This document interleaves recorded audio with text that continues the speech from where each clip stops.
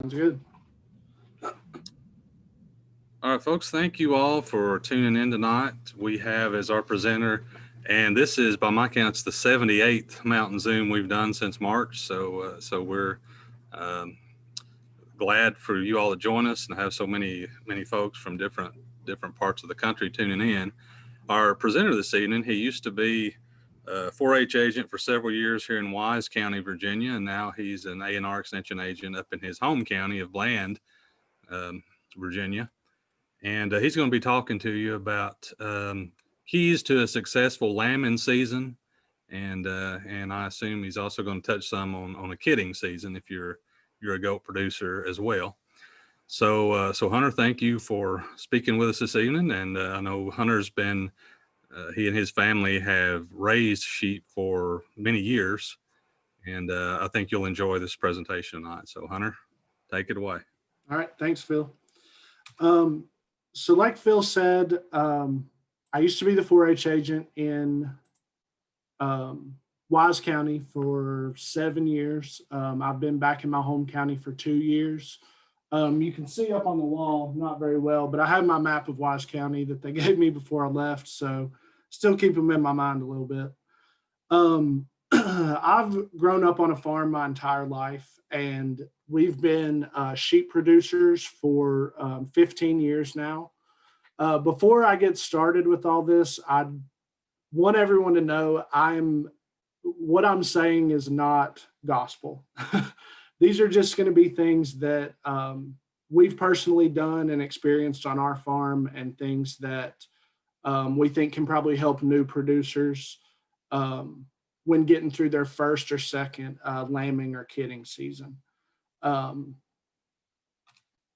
so here are the main things that we're going to talk about today: feeding plans, medical care, lambing window and shelters, what to do when you have new lambs, and pasture and beyond. So that's going to focus on marketing your lambs once you've got them weaned and later on into the summer. So the first thing you need to come up with when we're talking about pregnant ewes or getting ewes ready to be bred is a feeding plan. The biggest part of a sheep diet is forage. So, especially during late gestation for ewes, you want to have good quality hay that you're feeding every day, free choice. A lot of producers like to focus on alfalfa. Um, my farm does not necessarily do that. It's great if you have the means and can either afford to purchase alfalfa hay or produce it yourself. But we try to focus more on what we have growing on the farm. So that's mostly native grasses. We've got a lot of clover. We've got some orchard grass and a lot of fescue that we turn into hay every year, and we feed our sheep constantly, pretty much through the winter. Um, we spend a good deal of time trying to get rid of noxious weeds in those pastures. So instead of going out and trying to purchase hay from other places, we, put most of our resources into just creating the best product that we can on our own property. It's also good for the animals to, you know, have hay from the same place that they've been grazing all year, because you can bring in different things from other farms that your flock or your herd isn't used to, and that can cause issues. The next thing with a feeding plan is to decide whether or not you're going to be feeding grain. If you're going to grain or silage, we focus on purchase grains that we get from a local feed mill in Wythe County. Um, we typically only feed from November to March. That's, our pastures are pretty much gone during that time. So we do a flat rate feeding. So we feed the same thing to all of our ewes during gestation and after they have their lambs, like I said, from November to March. Another option that you could do is step rate feeding, which that's giving sheep a certain amount of feed and then gradually increasing that the closer that they get to closer to lambing. And the same thing with goats. The closer to kidding, you increase their feed whenever those due dates get close. Um, the final part of a feed plan that you should focus on is your feed bunk management. Um, Sheep and goats will uh, dominate the weaker members of their flock or their herd. So, creating a space where all the animals can eat at one time and um, have the same amount of feed available is really key to producing good lambs and kids across the board. Um, we've had some ewes that will just absolutely keep other ewes from eating. Um, and then we've got to separate them and then give them extra feed, and it just creates more work for you. So if you have a big enough space where you can, like I said, allow all of them to eat at the same time, this also helps you to be able to watch your animals. You can see what their progression in pregnancy is. You can see if any of them are getting close to lambing or kidding. And if that's the case, if you want, you can separate them out and, kind of get them prepared to have their babies.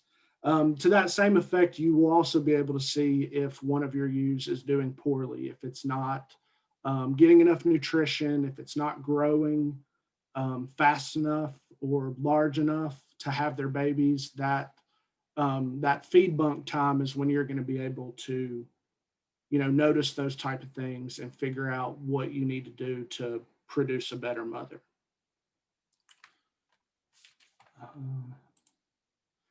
So here's a list that I put together of the best hay stuffs for sheep. This is very similar for goats as well. Like I said, we have a lot of orchard grass here, tall fescue, timothy, and red and white clover. Um, Everything on this list right here will make good hay for sheep any time of the year, but it'll be just as good during lambing season and gestation.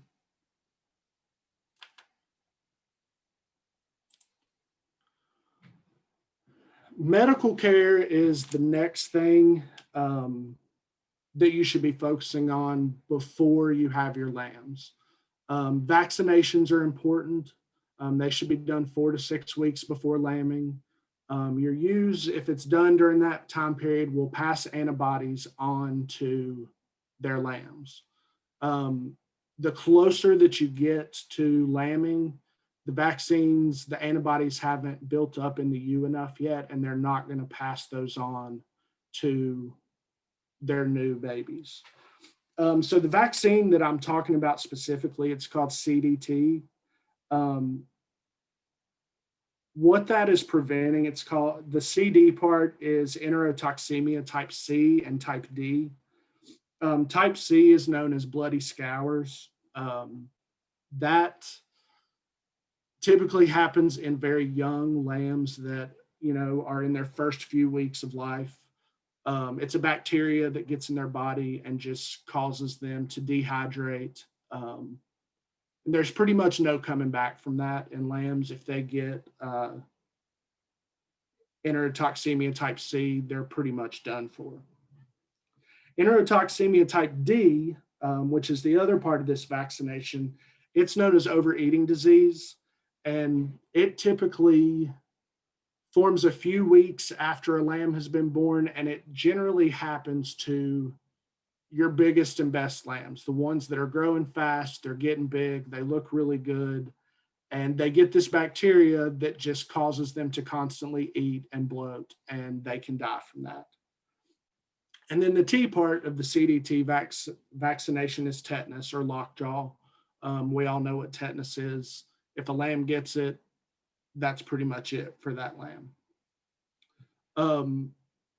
So like I said, 4 to 6 weeks before lambing, this is called passive immunity. So that's the ewe passing on those antibodies to the lamb or to the kids.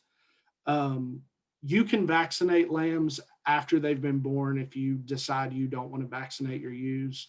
But typically, those vaccines don't do a lot in really young lambs. It takes, they need to be, a few weeks older before those antibodies are really going to build up in those new babies. The next thing is deworming. I'm personally not a big fan of deworming. We do it sometimes when we absolutely have to, but like I have on the screen, worms become easily resistant to deworming medicines. So in the wintertime, when all those bugs and worms and stuff like that are dead, we don't worm at all. We typically will worm in the spring once it starts getting a little warmer.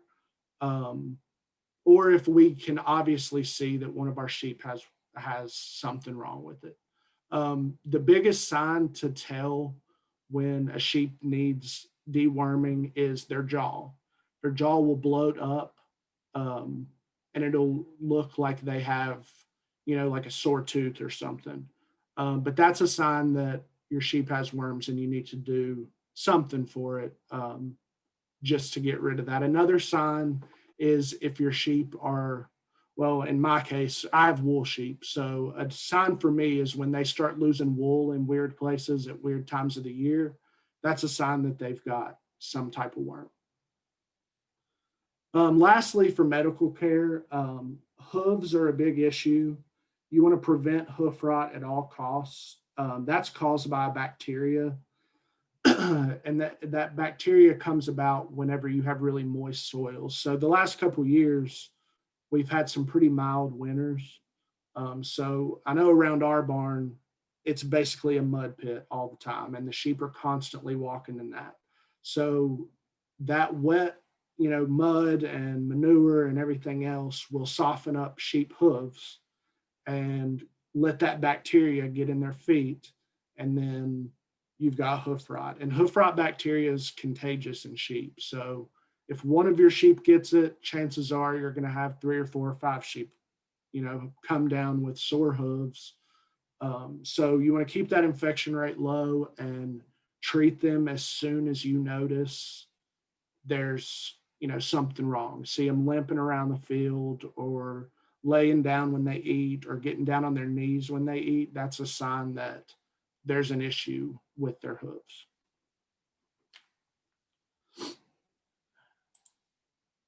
And if anybody has any questions while I'm saying this, feel free to put it in the chat box, and Phil and Leanne can stop me and let me know what's going on. So the next thing you need to decide when you're dealing with sheep or with goats is what your lambing window is going to be. And that is just the time of the year that you want your lambs to be born. And this picture is a picture of my lambs from last year. So we had a pretty good lambing season in 2020, one of the only good things that have come out of 2020. So yeah. So lambing window is all dependent on when you are going to introduce your ram or your buck. Hold on one second.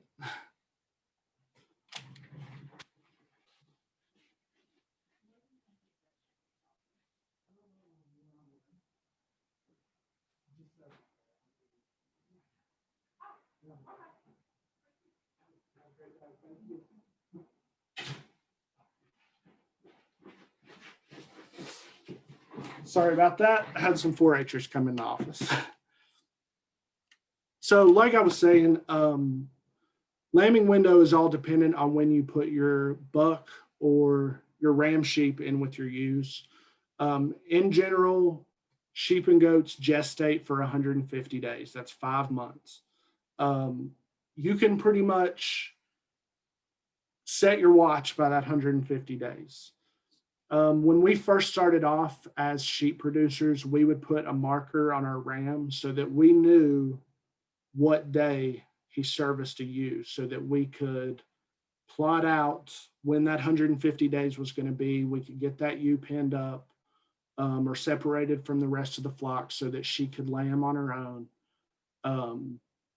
Now, after 15 years of doing this, we don't mark our sheep anymore like that. We just let it ride. And, once you've gone through a few lambing seasons or kidding seasons, you're going to be able to tell when your ewes or your does are going to get close to lambing. Um, so I've got up here on the screen, if you introduce your ram or buck in August and September, you want to expect lambs um, around Christmas time through the end of February. October to November, it's going to be late February to the end of April. And then December to January, you're going to have lambs in the late spring, early summer. Your lambing window plays the biggest role on what type of shelter you need to have for your sheep or your goats. What I'm about to talk about right now focuses mostly on sheep because that's what I have the most experience in. Sheep are designed to withstand the cold. So you don't necessarily need a lot of shelter for them in the wintertime. If you're going to be lambing in, December, January, February, that's when you need to have good shelter so that your lambs can stay dry and you don't have to deal with hypothermia or, freezing of your lambs outside. So the open pasture method is for those late spring and summer lambs when it's not going to be a big deal if they're born outside. It's probably going to be warm weather. Your biggest issue when you're lambing in open pasture can be predators, but that this cuts down on a lot of work for you. You don't have to keep lambing jugs clean. You don't have to keep a lot clean. Um, your animals are just out living their life. The lot method is more for earlier in the spring and late winter lambing. It's low maintenance. All your animals are together. They have access to pasture, but at nighttime they're going into a lot that's covered so that when they do lamb, nothing's freezing. There's less chance of predators getting to them. But like I said, it is more work for you. And then lambing jugs, which is what we use on our farm, is each ewe gets an individual stall in the barn where they're going to take care of their lamb for at least a week, maybe 2 weeks, depending on how well the lambs are doing. This creates better bonding, but it is high maintenance. You got to keep those places clean. You got to keep them dry. You have to constantly feed and water those animals. So it can be a lot of work. If you have another full-time job along with farming, it can be a lot to run lambing jugs. Between my dad and my mom and me, the three of us can take care of lambing jugs pretty easily. But yeah, these are your three options um, for shelter as far as lambing goes. Hey, Hunter. Yeah, I see it. Those lambing jugs, it kind of depends on what type of sheep you have. For us, our lambing jugs have to be pretty big, probably at least 8 by 10, because we have wool Suffolk sheep. So those are some big bodied sheep that take up a lot of space. For smaller breeds of sheep, you could go with an 8 by 8, maybe a 6 by 8. Like I said, depending on how big those ewes are, and depending on how many lambs they have. If you have a ewe that pops out triplets, you want to give her some more space to take care of those babies. If they have a single, then it's not nearly as important to have a larger space.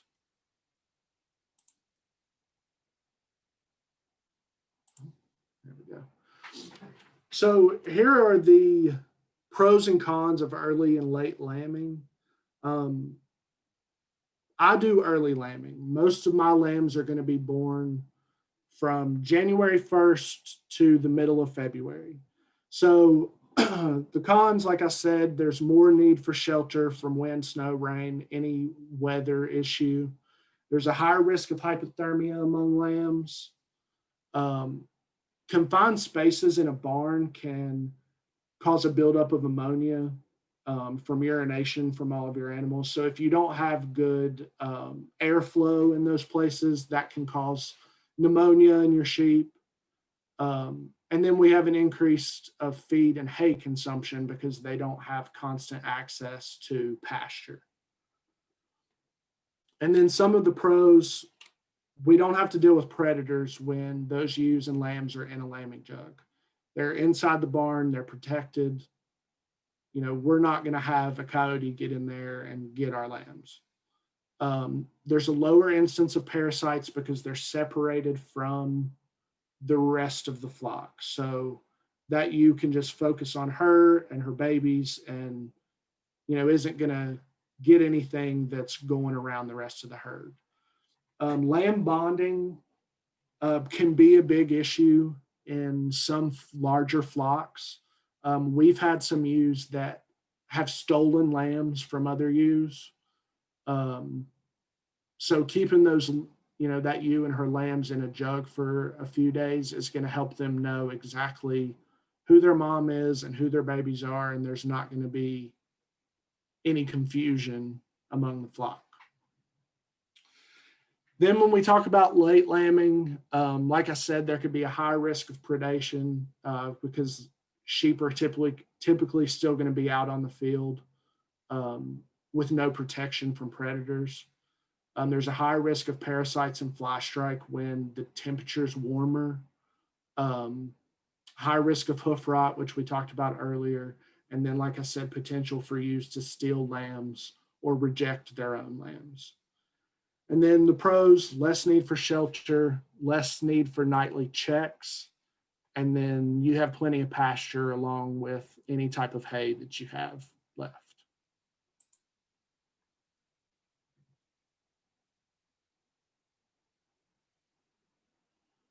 Okay. I don't know if you saw that other question there. Make it square. That's up to you. We have square lambing jugs. We've also got some circle lambing jugs that we put together. So that's just kind of a preference. The way that our flock is now, when we start having one lamb, we will have all of our lambs within a couple of weeks. So we'll have several jugs that we take up and that we can put down and like take them apart if we need to. So our barn will be crammed full of crammed full of lambing jugs. So they all might be different shapes.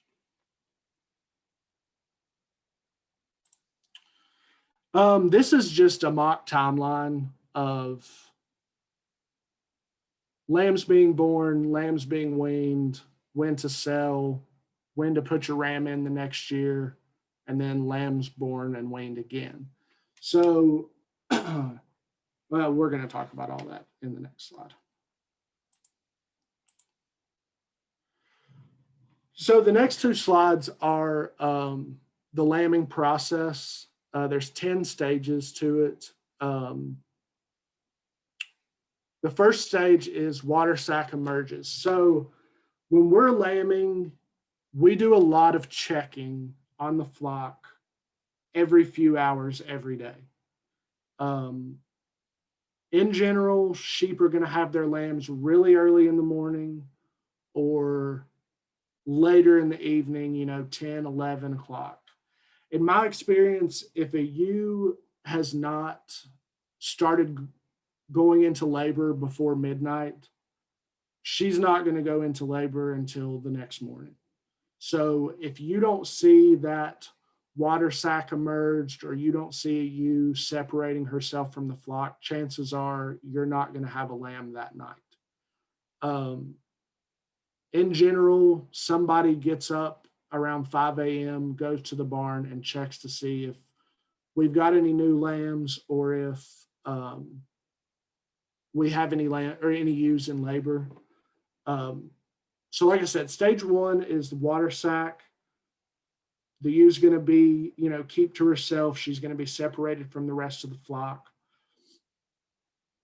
This is a point in the lambing process where a lot of farmers can get stressed out because it can take a while for something to happen after the water sac emerges.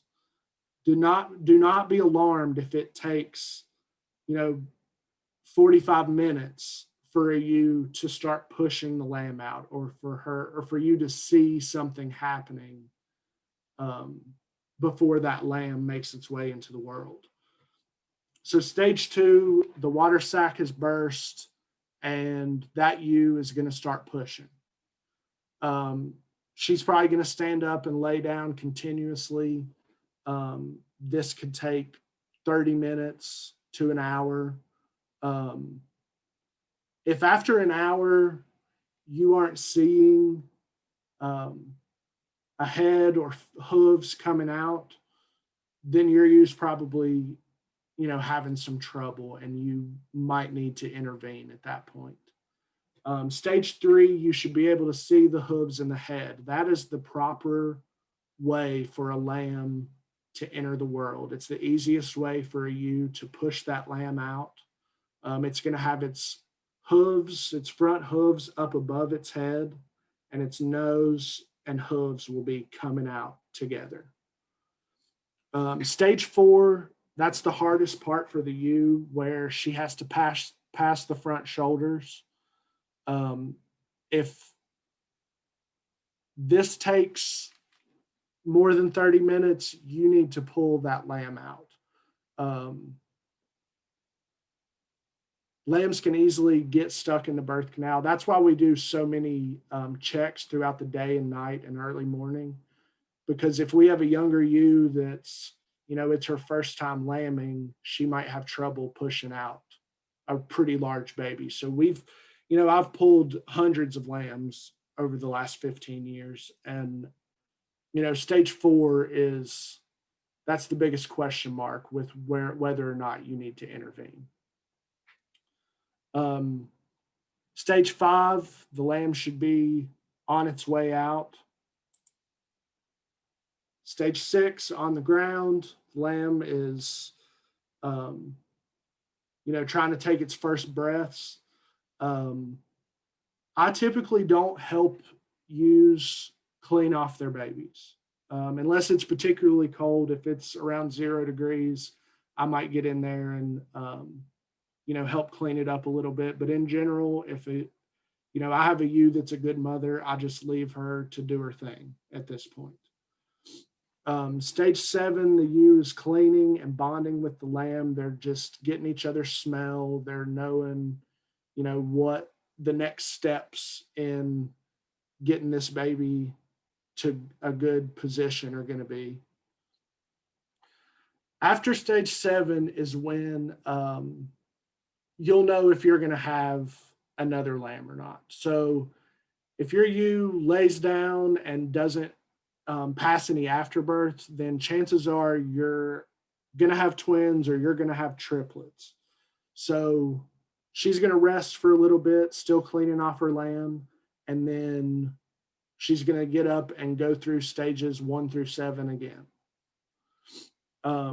Stage 9, if you've got twins or triplets, the first lamb should be up and should be trying to nurse. This can take a while for the lamb to figure out what it's doing, but this is a time for you to be patient and don't get caught up in that, your lamb isn't automatically nursing an hour after it's been born. And then stage 10, after birth is out, lambing is complete. The lambs are pretty much dried off and they've both, or, the single or twins or whatever have all nursed. These are some important items for you to have on hand whenever you're going through a lambing or kidding season. First is old towels and rags to help out with cleaning lambs if you need to do that. Next is colostrum. Colostrum and milk replacer kind of go hand in hand. You don't want to have to use it, but it's good to have it in case something happens to one of your ewes, or you can't get a lamb to nurse, or they get rejected by their mother or whatever. You want to have that colostrum available and that milk replacer so that you can give that lamb or kid the best chance of survival. Iodine is something good to have on hand. We use that to coat their navels to help prevent infection. A tube feeder, um, this is used, like I said, if a lamb can't nurse or it can't stand up well or the mother rejects it, a tube feeder can save a lamb or kid's life um, early on after it's been born. And then you also just want to have soap and water, and that's to help keep your hands clean if you have to help birth one of the babies. So, what to do once you have new lambs? The first day when a lamb has been born, and I can't express enough how important it is for lambs to get that colostrum in the first 12 hours of birth. After 12 hours, if they haven't nursed and gotten colostrum from their mother, chances are they're not going to make it or they're going to lead a very tough life. So that's something you need to do once your lambs are on the ground, is to check back every hour, 2 hours, and make sure that that lamb has nursed at least one time. Then I have down there check for body temperature. So the way you can do that is you can stick your pinky in a lamb's mouth. If it's warm inside that mouth, then its body temperature is fine. Your lamb or your kid is in trouble when you stick your finger in there and it's cold or it doesn't feel like the way a mouth should feel. During the first week of your lamb's life, you want to tag that lamb so that you can document which ewe it belongs to. This plays a big role when it comes in deciding who's going to the market, or if you want to cull ewes later on or keep some of these ewes back for your flock. Knowing which ewe your lamb came from will be beneficial.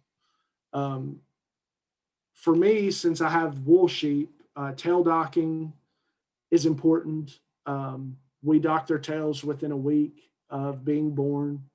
And then after that first week, you want to introduce the ewe and her lambs to the rest of the flock.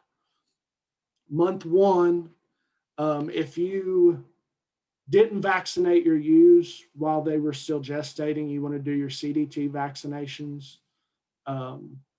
Like I said before, you don't want to do those right after they're born. You want to wait about 6 weeks to help keep that bacteria down.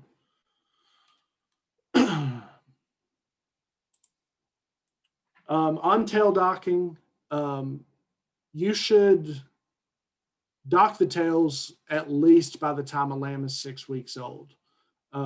Conventional rubber bands like the ones I have on the screen are the best thing to use. There's no blood involved.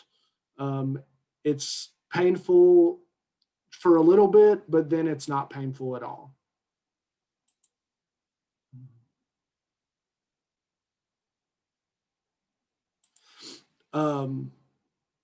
Docking tails for us cuts down on manure buildup on the sheep, makes shearing easier in the spring, and makes ewes more accessible for breeding that next year. In hair sheep, you don't typically dock tails, but I mean, you can still do that if you decided that you wanted to.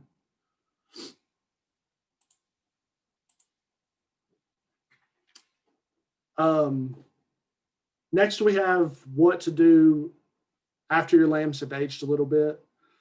We typically wean our lambs at 2 to 3 months of age, depending on how big they are. If we've got some lambs that have grown quickly over their first couple of months and they are eating grain regularly, they're grazing regularly, we will go ahead and separate those lambs off and start letting those ewes get dried up so that we can get their body condition back to a good point before fall breeding.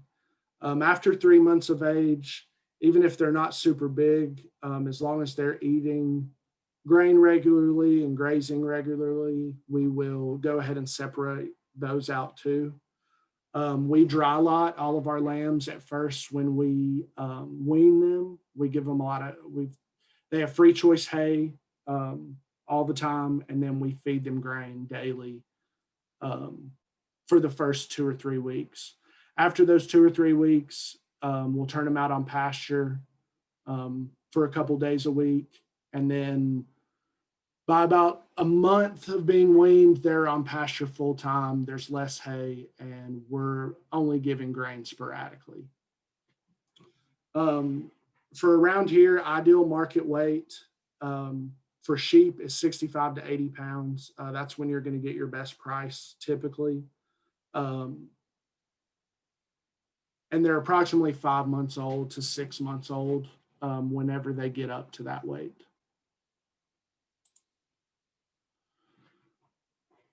So, whoops. Pasture plans for your flock, and this could be before you weaned or after you weaned or whatever you want to do. One is continuous grazing. That's the least, it's the least amount of work for you. Your animals have access to as much forage as they want. The issues that we find here are that weeds persist in those fields because the animals can decide what they want to eat and what they don't want to eat. So weeds are going to grow because they're going to eat all the good stuff, and you're going to have to go back and take care of that eventually. The next option you have is simple rotational grazing. This is in general what our farm does. We've got about 4 pastures that we rotate our flock through throughout the spring and summer and fall. When forage is growing quickly, our rest periods aren't really that long. We'll give them about a week before we'll rotate. In the fall, once the pasture isn't producing as much, we'll let the rest periods go a little longer. The next option is to do intensive rotational grazing. So what that is having a lot of smaller pastures. You're rotating very quickly, or very more frequently than you would in simple rotational grazing. It's a lot of work to get those animals moved all the time and to keep fences up and all that. But it's good for your pastures because they will eat everything down, including the weeds. And then we have the last option is mixed rotation or mixed species grazing. So that's having cows or horses or sheep and goats together grazing the same pasture. It helps with parasite control. Cattle and sheep and goats don't pass parasites back and forth. Bovine parasites are not going to get in your sheep and vice versa. So this can help cut down on parasite control. And the last thing I have to say about all this is do what works for you. Like I said at the beginning, everything that I've talked about today are things that we do on our farm. We've had pretty decent success with that over the years. But yeah, so if anybody has any questions, let me know.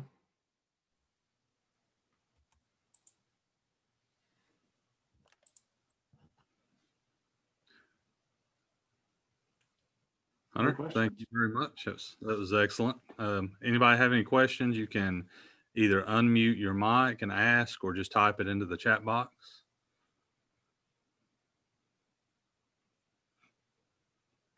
Well, one question I have, it's sort of related to lambing season, but here in Wise County, I think since you've left, we've just started to see some of the black vultures coming in. Yeah, I know that's a real susceptible time. Is that something that you see much of up in Bland County, or have you had those? We sometimes I have had people call to ask what they should do with prey birds getting on their sheep and goats like that. I don't really have much of an answer for it. I haven't had to deal with anything like that. But I mean, I would say, especially dogs, as far as protection animals, dogs will help with that for sure. I don't necessarily know if llamas or donkeys would help with birds, but I know that I think that dogs would. And we have a question from Matt Webb. Where are we marketing our lambs up here? There's a lot of local livestock markets. I take mine to the Narrows Livestock Market.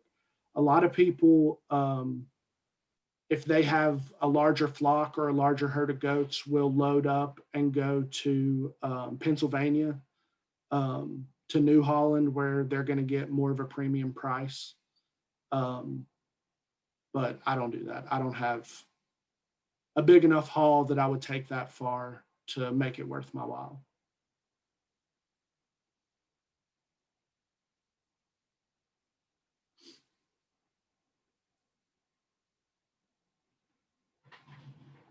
Talk a little bit about how pregnancy toxemia may happen.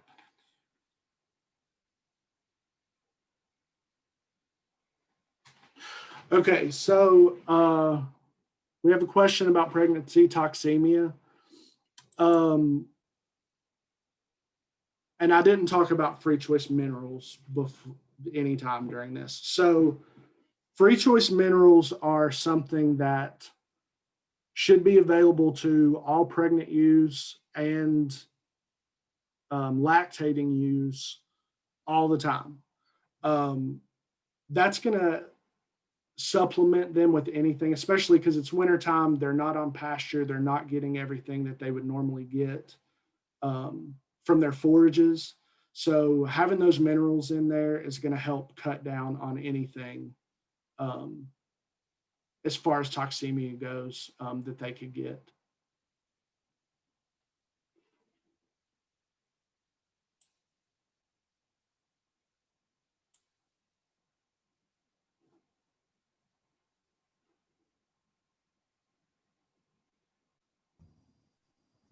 Hey, Hunter. Yeah. What type of, I was going to see what type of feed maybe you, some of the other people are feeding. Right now I'm feeding a three-way feed that I get at the farm store. But on a visit over at the Castlewood farm store recently, he told me that may have some copper in it. I was wondering if anyone else had heard that, maybe Danny or anybody, you.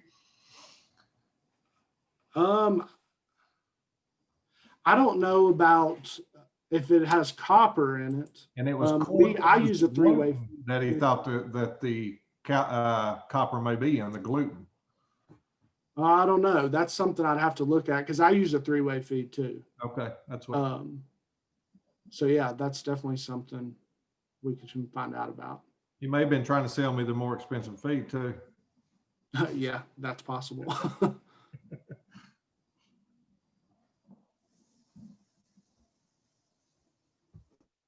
How do I know if a ewe is experiencing toxemia?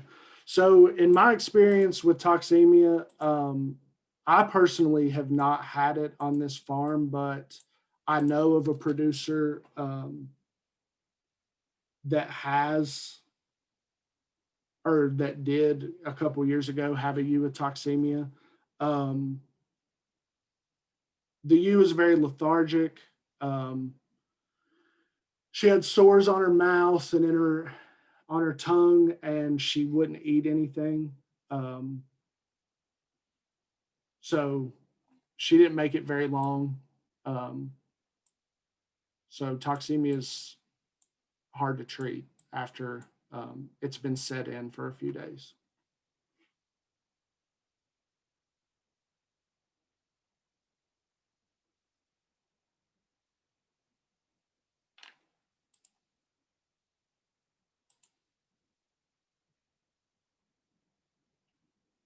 All right, any other questions?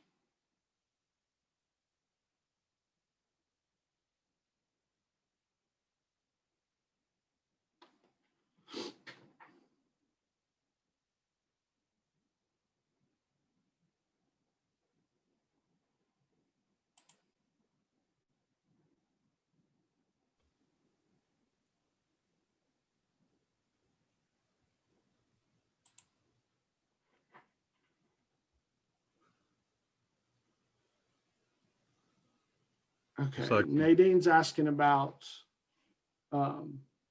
diatomaceous earth to our lambs to help with worms. I have never given a lamb anything for worms. normally whenever I have lactating ewes, if we happen to worm, it'll be during that time, and they help pass worm immunity onto their babies. Typically, like I said, we don't have to deal with worms in lambs like that.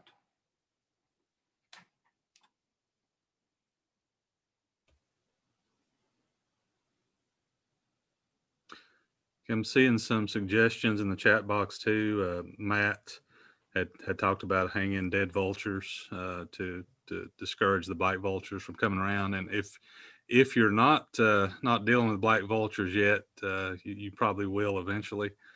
And let's see, Joanna has a link for some pregnancy toxemia information.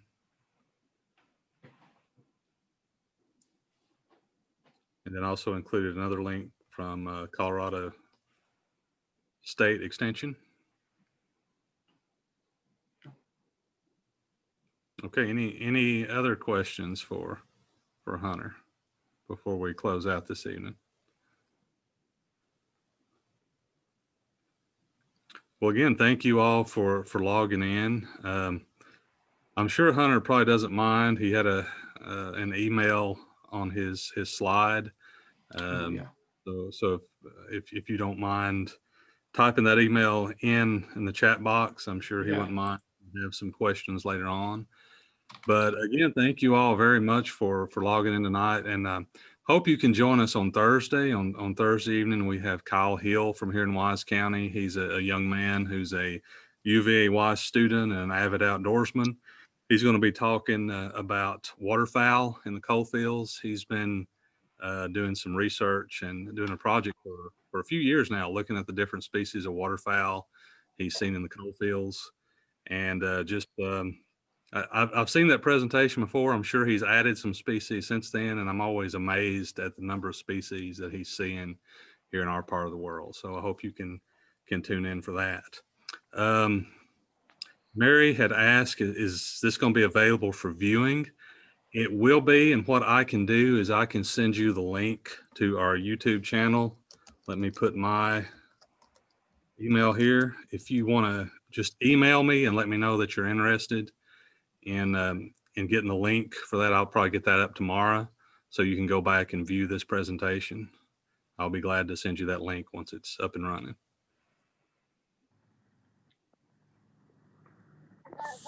Hey, Hunter, this is Jeremy Williams over in Harlan County. Great information. Thanks so much.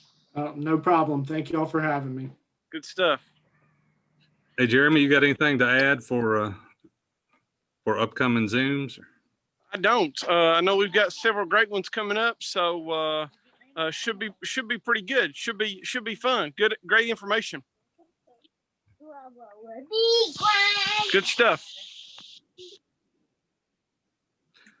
All right, there's nothing else. Hunter, again, thank you very much for an excellent presentation, and this will be posted on our YouTube channel if people want to revisit that. And hope you all have a good evening. All right. Thanks.